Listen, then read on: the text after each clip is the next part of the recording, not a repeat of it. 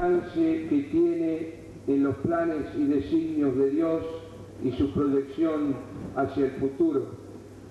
Estaba mirando este mapa cubierto allí por la iglesia y entiendo la figura del espíritu, la paloma,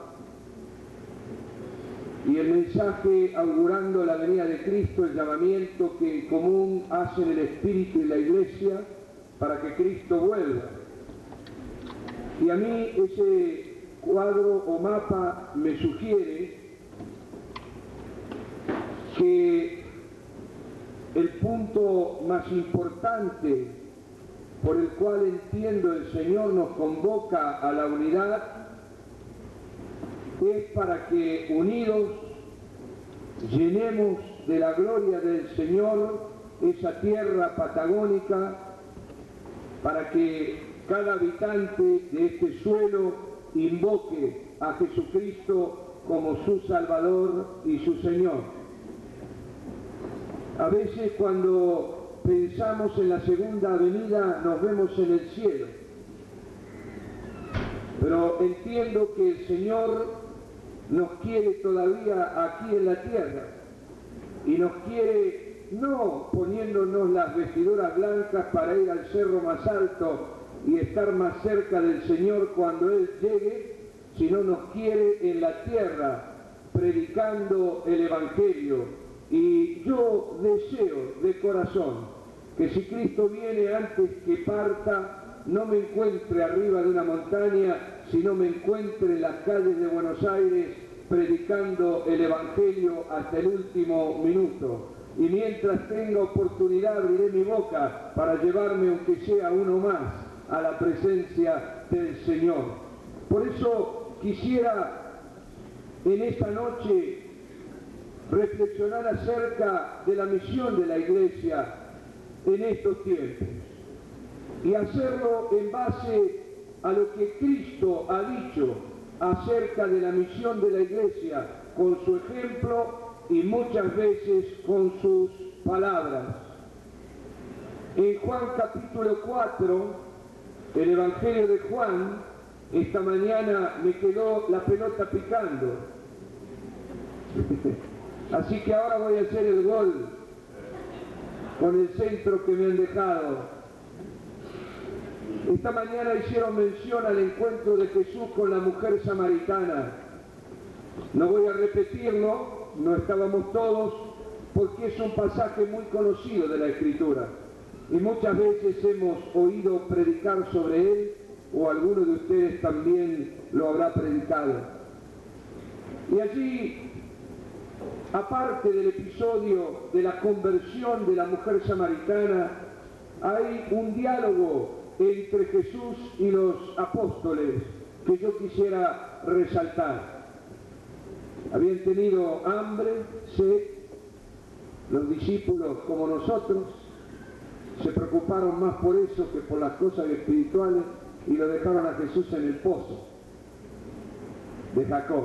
Y se fueron a comprar pan al Carrefour, al Walmart, no sé, aquí al Anónima, ¿cómo se llaman acá?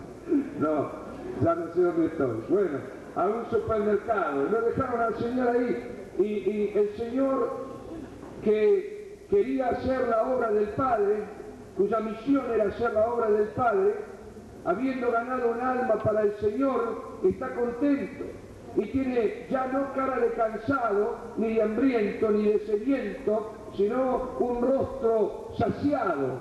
Y los discípulos lo ven con esta cara de haberse comido un banquete. Y hablan entre ellos, alguno le habrá traído de comer. Y Jesús dice, mi comida y mi bebida es hacer la obra de Dios.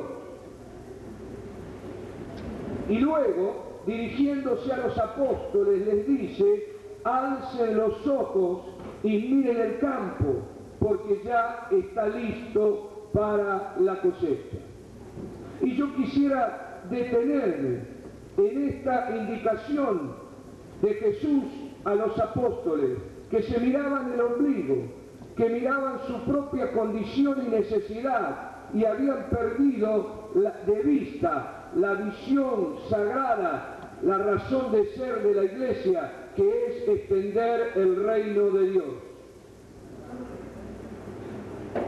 Muchas veces había leído en mi vida este pasaje,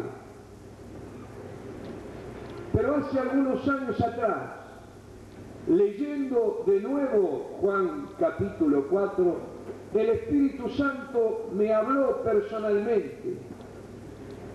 Y ya no era Jesús diciéndole a los 12, alcen los ojos y miren, porque el campo está listo para ser cosechado, sino que ahora el Señor me decía a mí, alza tus ojos y mira a tu alrededor, mira el entorno social, mira el marco humano que te rodea, porque la mies está madura y es el tiempo de la cosecha.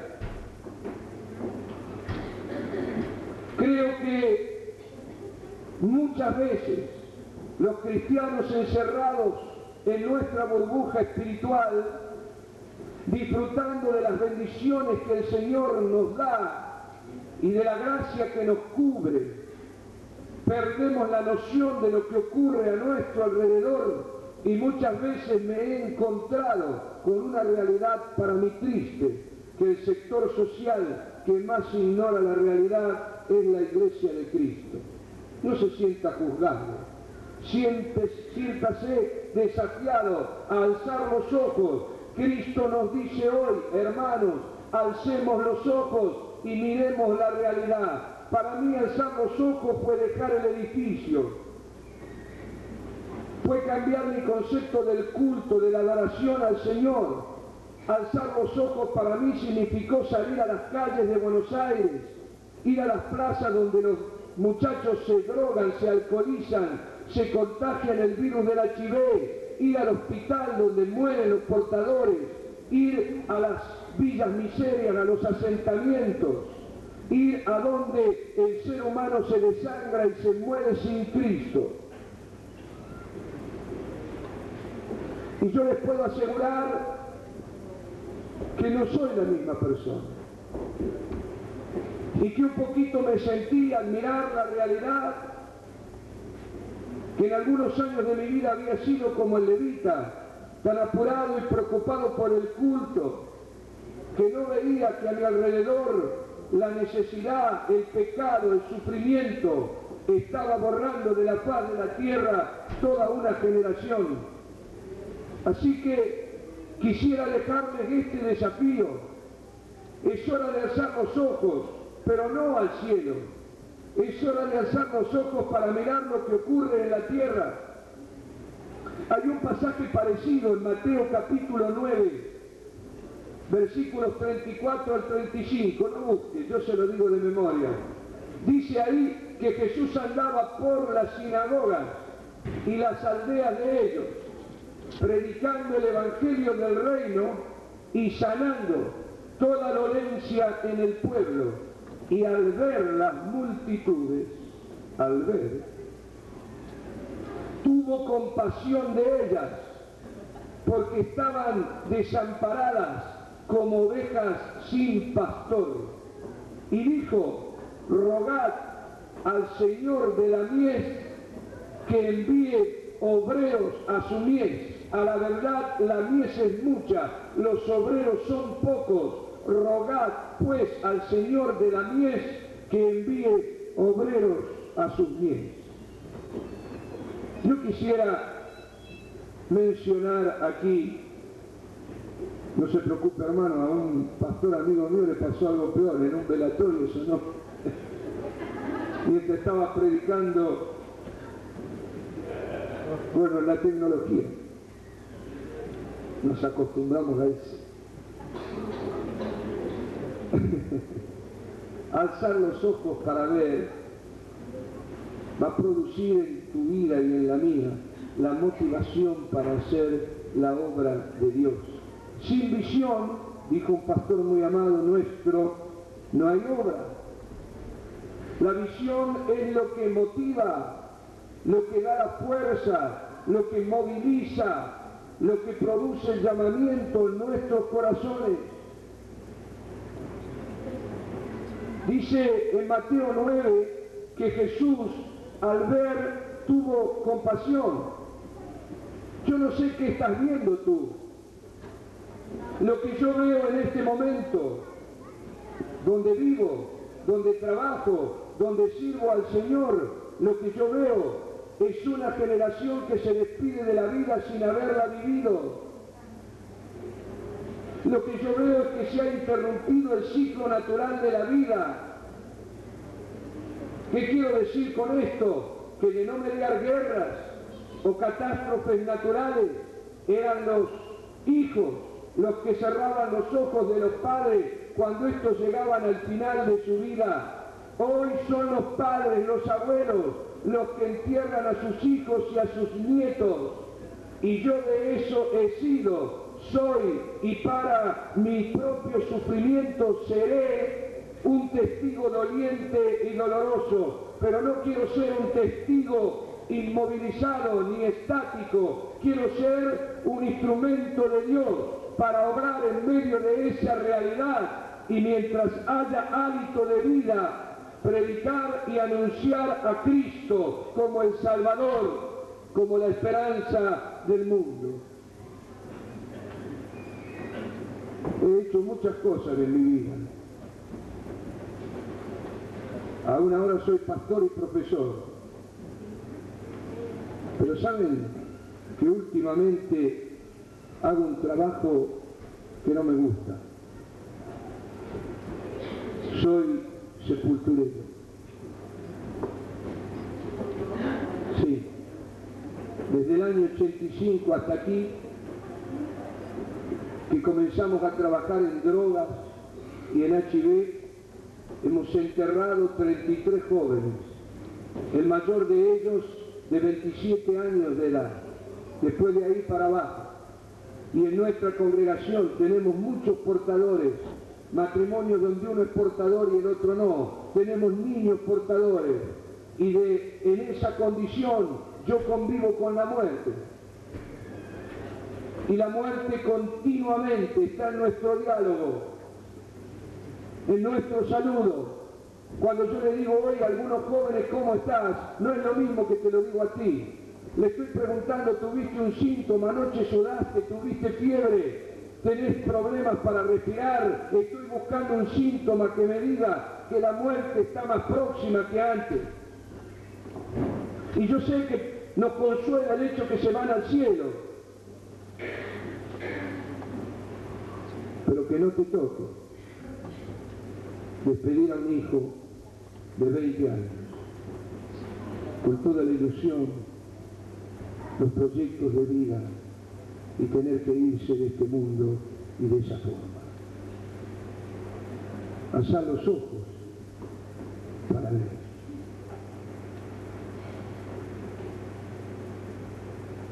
Por eso a mí casi no me queda tiempo para muchas cosas. He dejado de hacer muchas cosas religiosas para salir a la calle y me he encontrado que a Dios le agrada más socorrer, amar, consolar, llorar con el que llora. Abre el corazón de Dios y nos coloca en una dimensión del espíritu y del culto a Dios que no se puede traspasar meramente con acciones como los cánticos, la alabanza y la adoración, porque no hay mayor sacrificio para agradar a Dios que el sacrificio de amor, de la vida compartida y entregada a favor de la causa del Señor y del servicio de los que sufren. El Señor vio y dice que se compadeció. La palabra compadecer quiere decir padecer con. Padecer con el otro, está bien traducido, pero ¿saben lo que dice el original? Que cuando Jesús vio la realidad humana, cuando vio el sufrimiento humano, a él le dolieron las entrañas. Cristo hizo suyo el dolor del hombre. Cristo hace suyo hoy tu propio sufrimiento. Y es esta compasión, es esta identificación con el sufrimiento humano, es el delirio de amor que trajo a Cristo a morir en la cruz del Calvario. Y hasta que tú y yo no hagamos nuestro el dolor de los que sufren,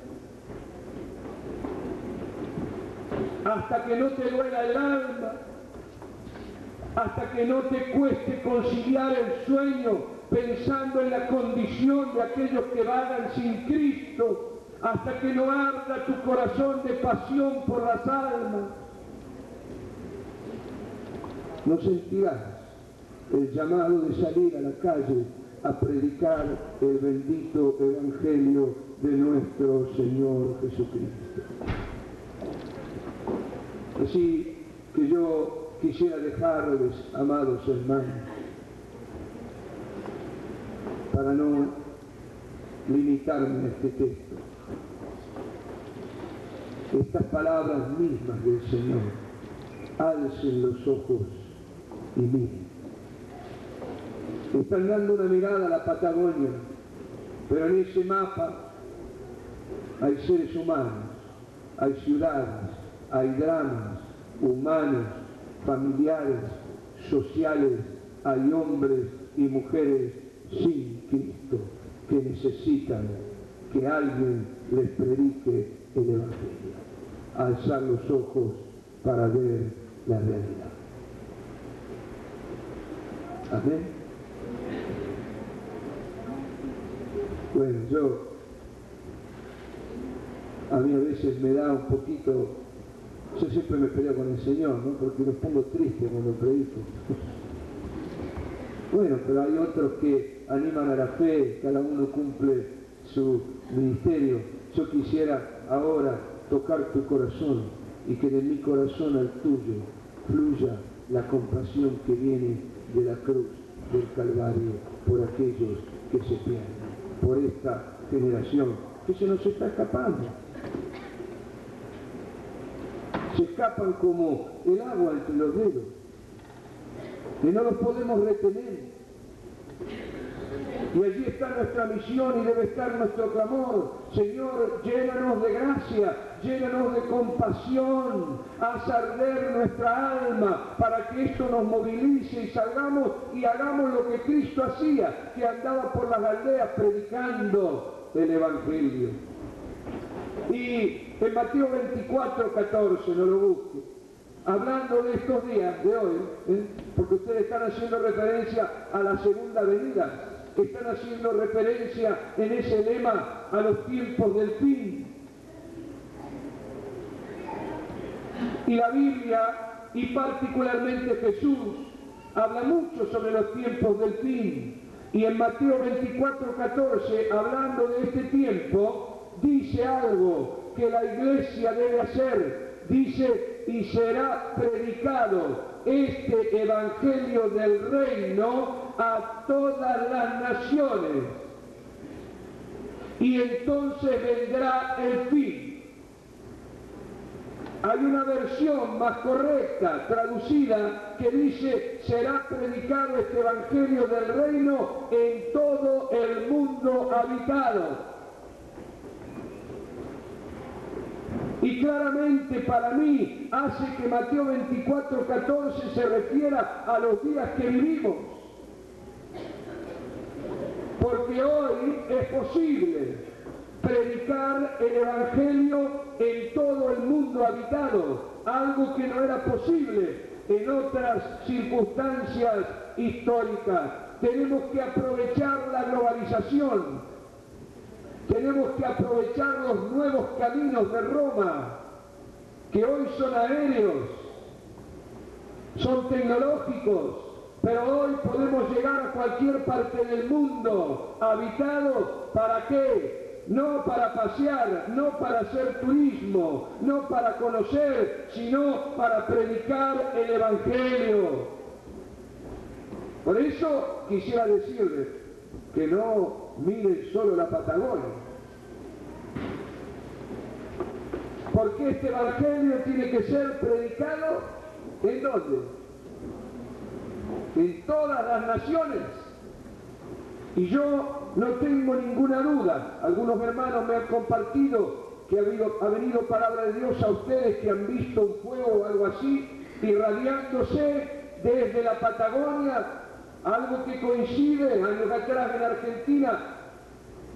En la década del 70 recibieron visiones parecidas, con un fuego que ardía en un planiferio desde el cono sur y particularmente desde América del Sur, y se irradiaba por todo el mundo, llevando el Evangelio a todas las naciones.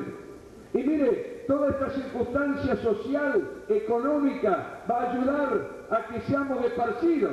Algunos lo van a mandar a la iglesia y otros van a ser esparcidos.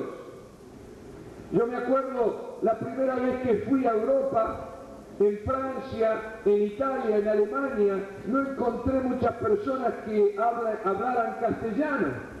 Pero hoy, después de los ministros de Economía, porque Caballo estuvo en Ecuador también, así lo dejó, pobrecito, ¿no es cierto? Aconsejó la convertibilidad, ministro de Economía argentino. Y hoy día usted va a Roma, va a Turín, va a Milán y usted encuentra muchas personas que hablan castellano.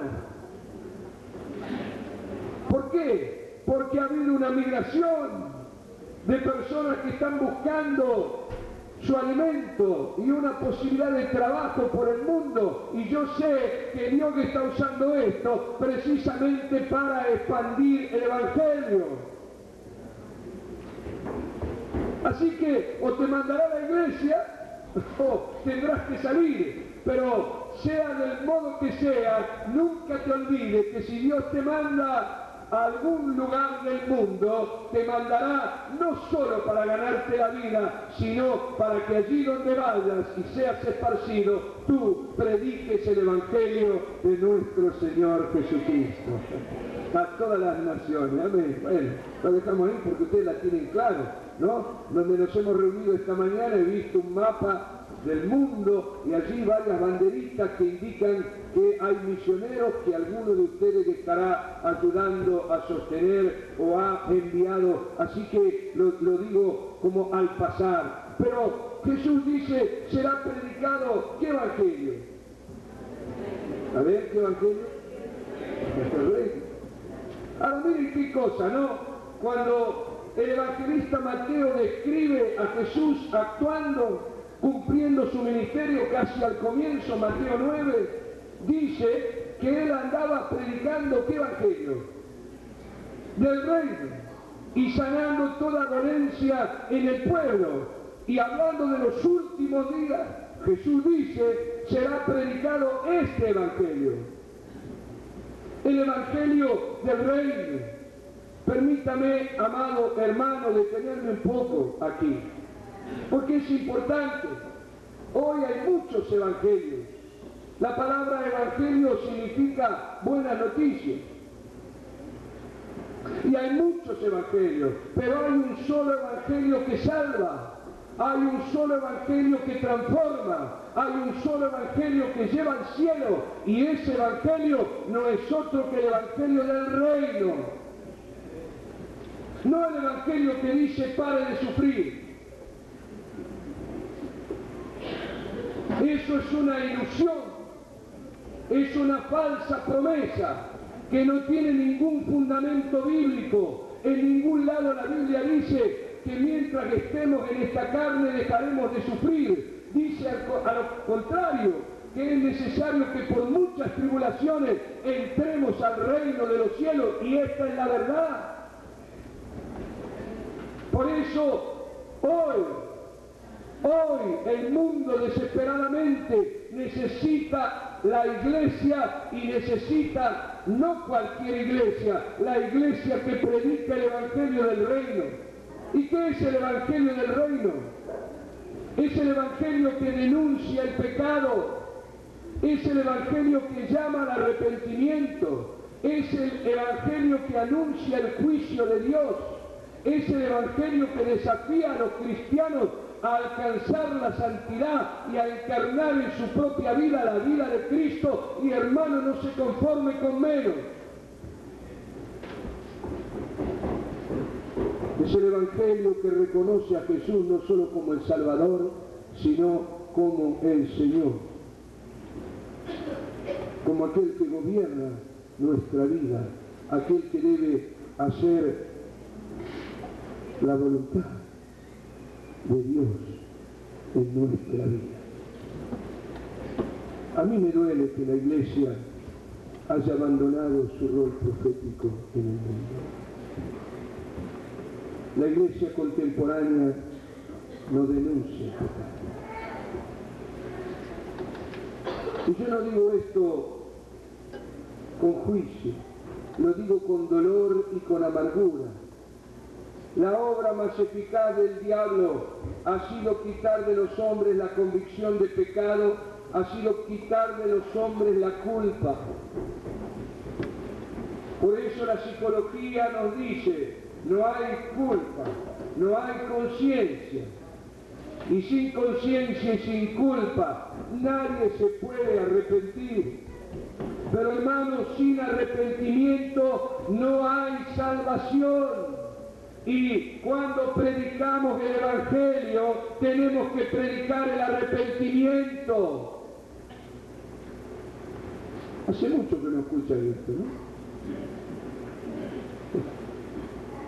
Algunos sí, puede ser que escuchen. Pero la gran mayoría de los cristianos hoy ni siquiera saben qué es arrepentirse. Y por eso tenemos que abrir nuestra boca para decir la verdad. El problema del hombre no son los demonios.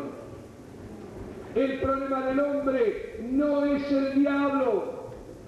La Argentina, Chile, cualquier país está como está, no por culpa de los principados y las potestades. Los países están como están por el pecado de los hombres que lo pueblan. Y hasta no solucionar el problema del pecado, no habrá solución en los países. No son los demonios los que se robaron la plata en la Argentina, ¿eh? ¿Qué te parece, Hugo? ¿Algún principado se habrá llevado el dinero a Suiza? No, las cuentas tienen nombre y apellido. Y no dice Lucifer o Belial. Bueno, puede ser que algunos hayan puesto Carlos Gardel de nombre, ¿no? Para cargarnos todavía. O José de San Martín. Pero tienen nombre de persona. El problema de tu vida es el pecado. Yo no tengo otro enemigo que el pecado, y lo que puede separarme de Dios es solo el pecado. No hay demonio que me pueda separar de Dios, no hay brujería ni hechicería que me pueda separar de Dios, que pueda tocar mi cuerpo, que pueda tocar mi espíritu. Lo que mancha mi cuerpo, mi espíritu, es el pecado. Y eso es lo que tenemos que predicar. Ahora el diablo a mí me decía que bueno, es todo.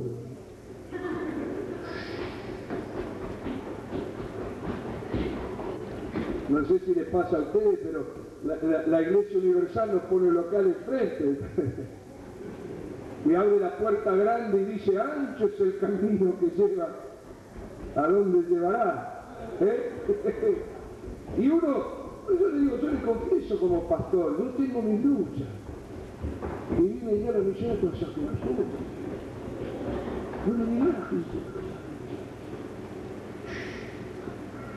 Pastor, no diga pecado. No hable de la sangre de Cristo, que nos parece que viene Drácula.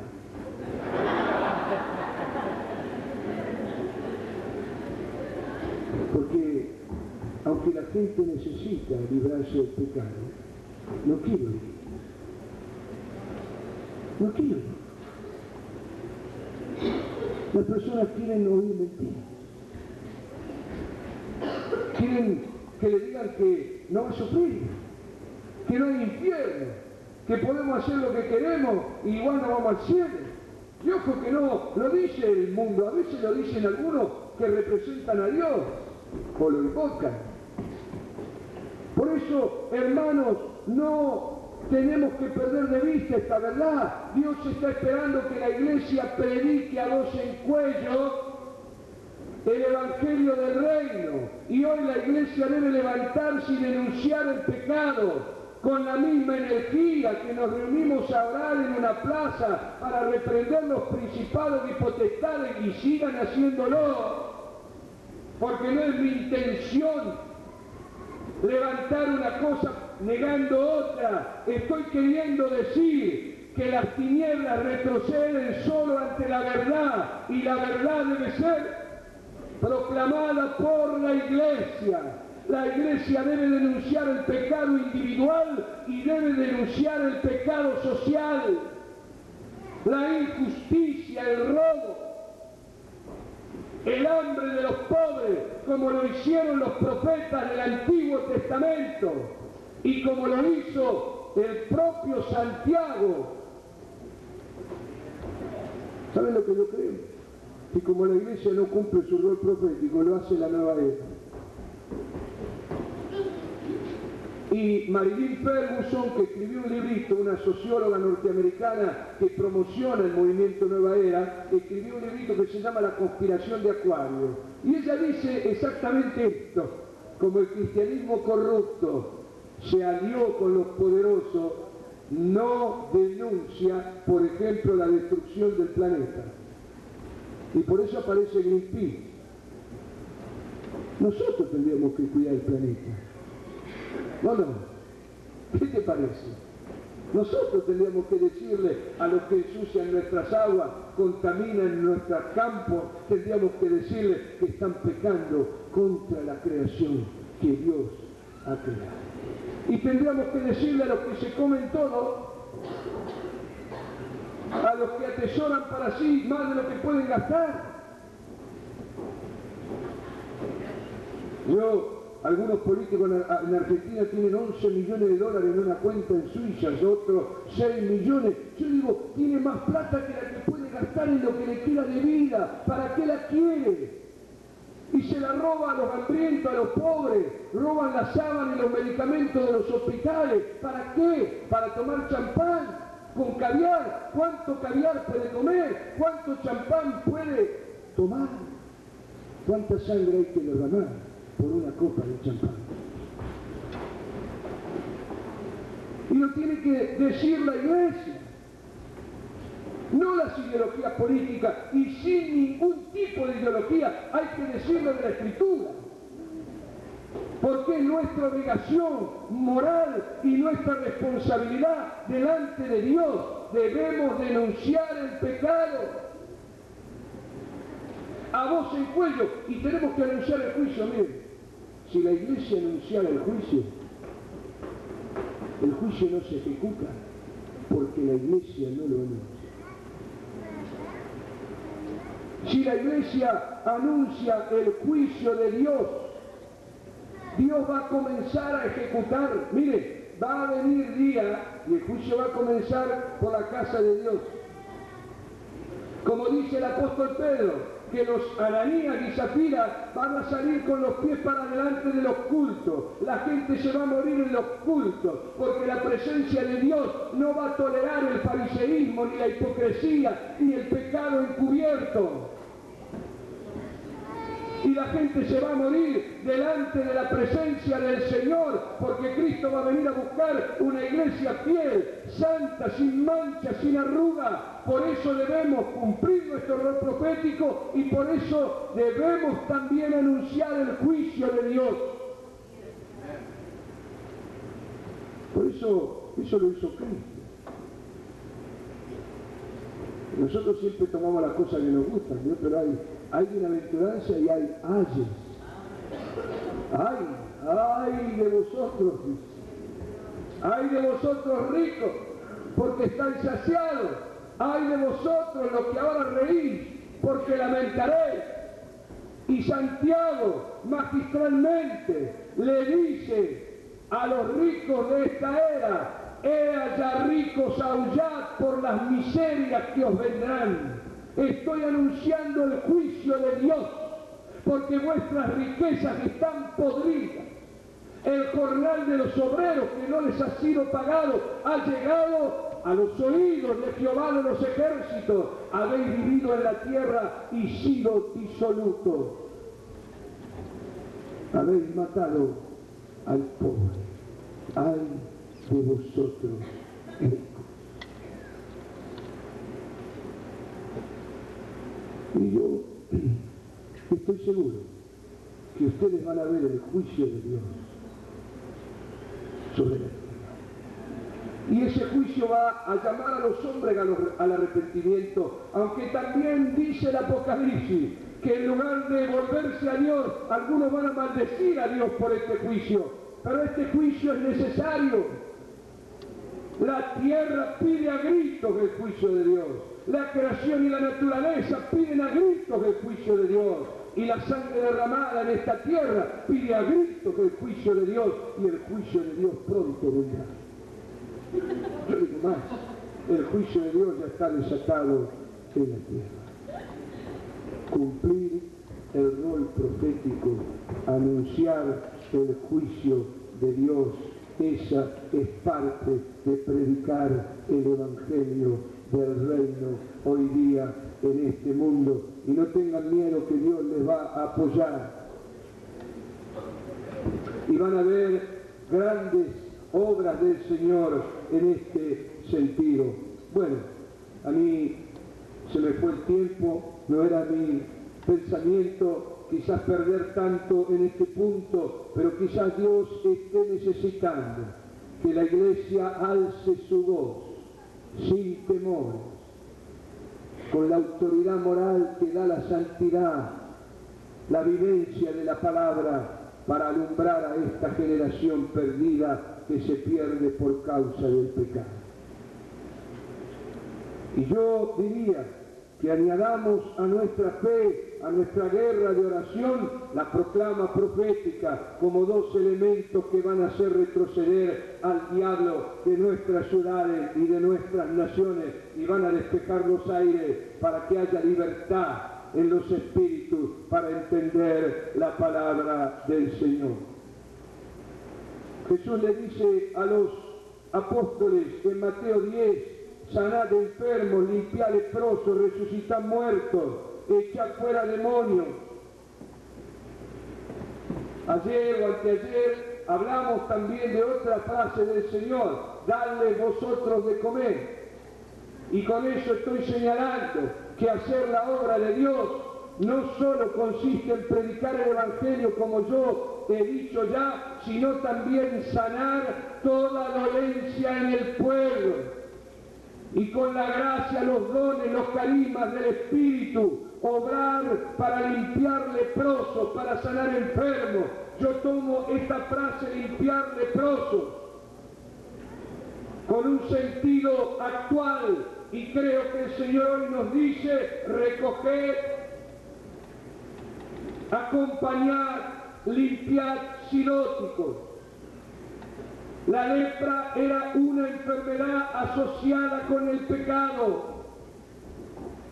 Y Jesús no dice en ningún lado, no se junten con esta gente porque son pecadores. Dice todo lo contrario, no he venido a buscar a los sanos, sino a los enfermos, porque son los enfermos los que necesitan médicos. Hoy la Iglesia debe salir a las calles a buscar el Cristo desfigurado, el Cristo que nadie quiere, el Cristo que no tiene entrada ni cabida en la Iglesia tampoco. Porque Dios, todos hablamos del Cristo glorificado, todos queremos ser hijos del Rey. Pero hermano, para recibir la corona hay primero que llevar la cruz. Y no hay corona sin cruz. Y si no me cree a mí, créale a Pablo, que después de llegar al final de su vida dice, guardado la fe, peleado la buena batalla, he acabado la carrera, por lo demás me espera la corona de vida. ¿Dónde? ¿Acá? No, allá. Acá la cruz, acá el costo, acá la entrega, aquí la ofrenda de la vida, el sacrificio vivo, que es el culto inteligente, el culto racional. Así que abramos nuestra mira. Yo creo que una iglesia donde no entran los negros, no entran los drogadictos, no entran los silóticos, no entran los coreanos o no entran los blancos, no es una iglesia cristiana.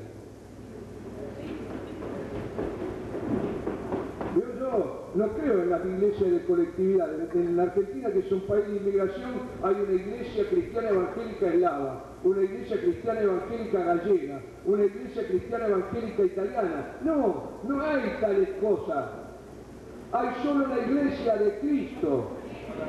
Y en Cristo somos uno, hombre, mujer, siervo, libre, griego, judío, argentino, chileno, todos somos uno en Cristo Jesús.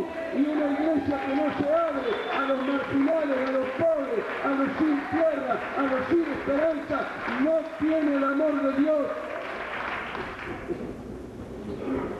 Una vez me lo contaron así, podría uno poner cualquier personaje, ¿no? Que dice que un negro quiere ir a una iglesia de blancos en un país racista y no lo dejan entrar, y estaban tomando la cena del Señor y el negro no pudo tomar la cena del Señor, entonces se va al banco de la plaza a llorar y cuenta esta historia que Jesús se le aparece y le pregunta al negro: ¿por qué llora? Y el negro le cuenta, le dice: lloro porque estos hermanos míos me desprecian por mi color y no me dan la cena del Señor. Y Jesús le dice: bueno, no te preocupes, que a mí tampoco me dan la cena del Señor y a mí tampoco me dejan entrar en esa iglesia, porque una iglesia donde no hay lugar para los pobres, una iglesia donde no hay lugar para aquellos marginados, para los que nadie quiere, para los ceros, los nacidos para perder, claramente cualquier cosa menos una iglesia de Cristo. Y puede tener oro, butaca de terciopelo, puede tener la mejor calefacción, perlas preciosas, estandartes, banderas, panderetas, violines, pero si no hay amor en esa iglesia, ahí Dios no está. Dios no está ni en el edificio, Dios no está en ninguna otra cosa, y donde no hay amor, Dios no está. Bueno, no digo esto como juicio. Yo sé que ustedes aman y sé que están abiertos, pero quisiera animarles a ir adelante. A mí me arde el corazón con esto. Y no puedo dormir tranquilo. Me pesa el tiempo, la vida. Y pesa lo que gasto en mí, porque cada cosa que gasto en mí la pierdo una oportunidad. Yo no sé si ustedes vieron la película La lista de Schindler, que cuenta la historia verídica de un alemán que salvó a 1000 judíos. Y hubo una escena final en esa película que no puedo olvidar. Este Schindler comenzó a comprar judíos a los jefes de los campos de concentración y les daba oro, piedras preciosas cuando ya el dinero no servía, y con eso él compraba aquellas vidas a las cuales salvó. Y al final de la película, cuando él se despide de aquellos que había salvado y los ve allí reunidos, él se mira y ve un broche de oro, un anillo de oro en sus manos, y lo que me quedó grabado es que él comienza a mirar ese oro y dice: 2 judíos, este otro anillo, 5 judíos, y ve un coche de su época muy fino, muy costoso, y dice: otros tantos judíos. Y yo hoy día me siento así. Cada cosa que invierto en mi propia vida para gastar en mis deleites es una oportunidad perdida para una alma que pudiera yo ganar para Cristo, si tuviera más consagración, si estuviera menos centrado en mí mismo, si estuviera más dispuesto a morir por el Señor y por su causa. Yo sé que esto suena extremo, fanático o radical, pero díganme si Cristo no hace este tipo de demanda. Cuando Él dice: el que no renuncia a todo lo que posee no puede ser mi discípulo. El que no me ama a mí más que a padre, madre, hijo, hija, esposa o esposo, no es digno de mí. El que pone la mano en el arado y mira hacia atrás no es digno de mí. Por lo tanto, el Evangelio es todo o nada. Y Dios nos llama hoy a una consagración absoluta. Por eso casi yo me alegro en el fondo de mi corazón cuando veo caerse a pedazos las cosas que se pueden comprar con dinero. Ahora no tengo más cosas que cuidar, porque el dinero se lo robaron. Miren qué bueno, ¿eh? Nos han robado el dinero los argentinos. Y nos robó el banco. Miren, el que menos pensaba usted que iba a robar, ese nos robó. Me hicieron un favor. A mí me robaron la jubilación también. No voy a tener pensión. Y vio, antes yo estaba seguro con eso. Seguro de mi sueldo, seguro de mi pensión, seguro. Ahora no hay seguro. A seguro lo llevaron preso, lo mandaron a Suiza. Pero mire, ahora dependo de Dios. Mi futuro está en manos de Dios.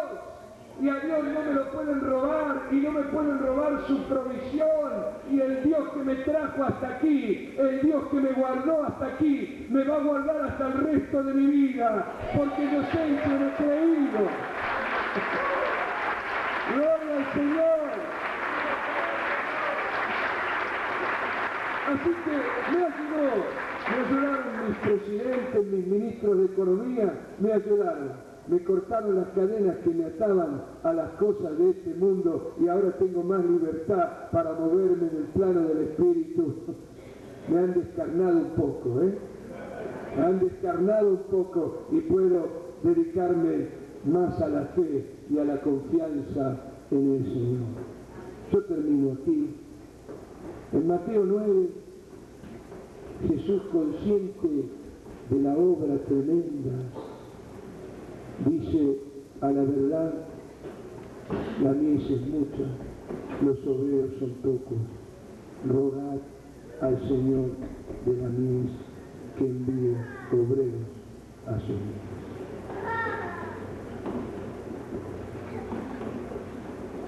Yo creo, y les dejo este consejo, que en todo este mover de unidad,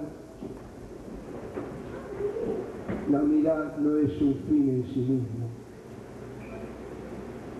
En todo este mover de unidad que Dios les ha mostrado, miren la obra tremenda que hay que hacer en tantas ciudades que hay aquí, en ese plano, y que no, como dije, se limita a este plano, sino mucho más allá, hasta donde el Señor los lleve.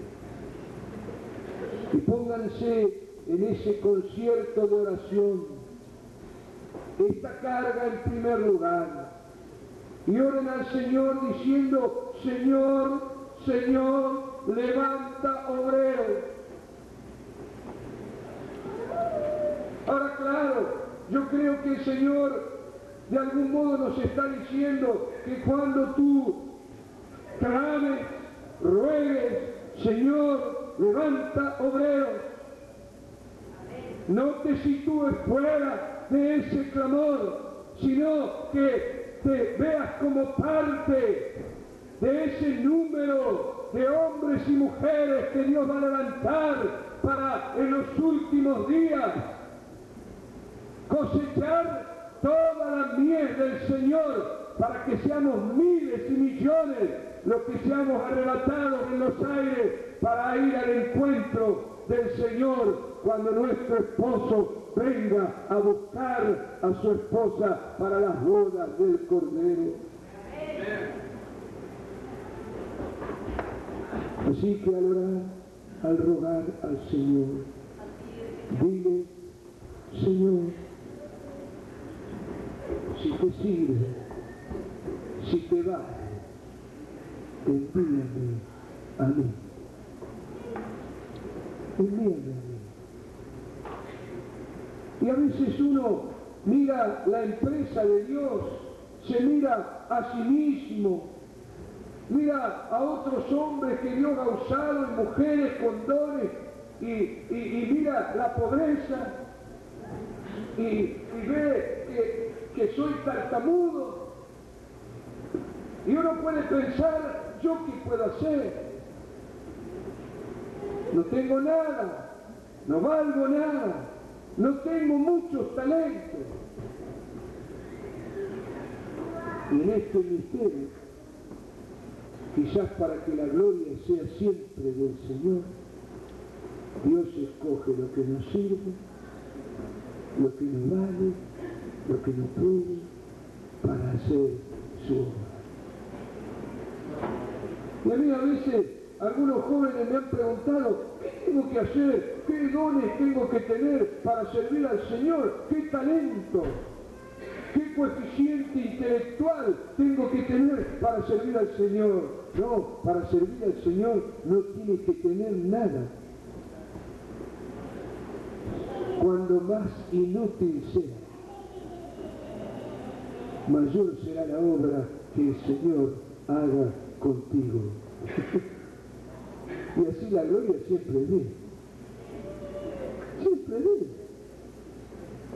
Y el mundo va a decir, ¿y cómo de esto que vienen de allá de lo último a la tierra? Dice, con esto puede hacer algo bueno. Con nosotros que nos caímos del mapa, sí. Con nosotros Dios hará algo bueno. ¿Sabe por qué? Porque somos pobres. Porque sabemos poco. Y cuando uno es pobre, necesitado y sabe poco, no estorba los planes de Dios. Y lo deja a Dios obrar. Por eso, si tienes complejo, ofrécete al Señor, porque Él usa los que tenemos complejos. Los que no valemos, Él nos usa. Y dile, Señor, yo ruego que levantes obreros, pero si de algo te sirve, envíame a mí. En la obra de Dios solo hay que poner la vida. Lo demás lo pones Él. Tú tienes que poner la cara, los pies, estar en el momento justo, en el lugar indicado. Lo demás lo hace el Señor, porque Él no puede usar ángeles, usa personas para predicar el Evangelio. Personas disponibles,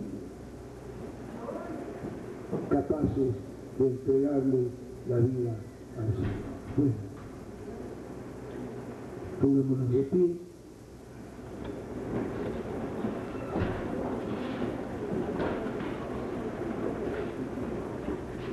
Y dile al Señor ahora,